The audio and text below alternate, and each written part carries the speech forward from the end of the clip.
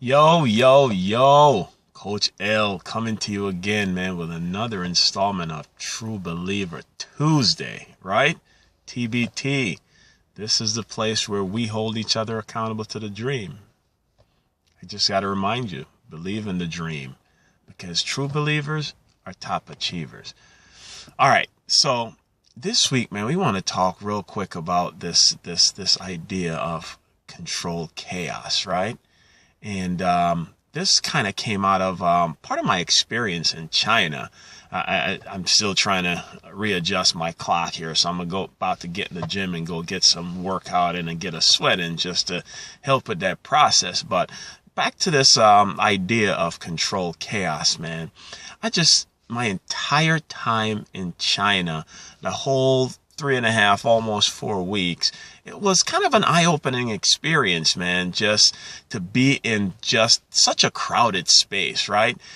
New York City is one of America's busiest cities, most populated cities. And New York has about maybe 8.5 million people. By comparison, the city that I was in China, between two different cities, Dongguan and Shenzhen, China, both those cities average about maybe 18 million people. So by comparison, we're talking about a really crowded, just busy space, right?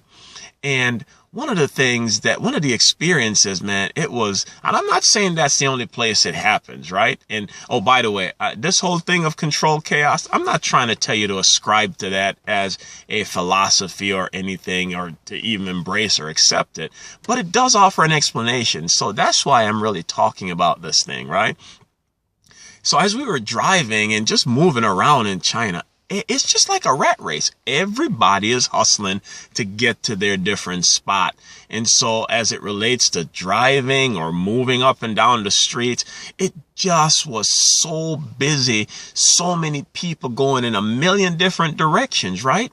But one of the things that I really noticed over time, and I started looking for this, I'm like, man, the way these people drive, the way they go into intersections, just honking their horns and just moving in, I'm looking for accidents. I'm just like, there's no way you can survive doing some of the things that these people are doing without just major casualties, right? And I'm not saying that there weren't accidents and people didn't, potentially get run over or anything like that.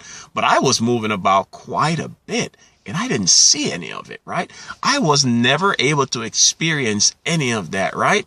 And so the thing, as I'm looking at it, I'm just like, wow, these people have learned to live in chaos, and it's controlled chaos because at some point, man, we're driving and everybody's coming within inches, literally inches of each other, right?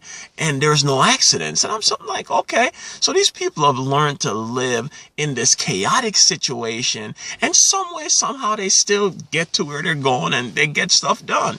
How does that relate to you and me, and the dream, right? For us, a lot of times, man, as you pursue the dream, things just seem to be all over the place. They just seem to be chaotic. Things that are supposed to be coming together seem to be going in the opposite direction, right?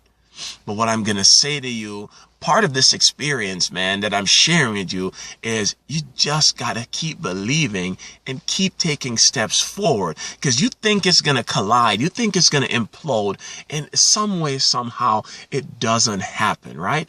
This whole idea of chaos and controlled chaos. Just understand this. It might look like it's going to take you over, and it's going to happen crazy, but you're in control of it. It's chaotic, but you're still in control of it, okay? So next time you feel like, man, it's just going all over the place and the dream is not coming together, remember controlled chaos, all right? Remember controlled chaos, baby. You still have control and you can get it done. All right, so until next week, this is your boy, Coach L, again, saying you got to remember to work, hustle, flow. But whatever you do, never let the dream go. You have everything it takes to live that dream.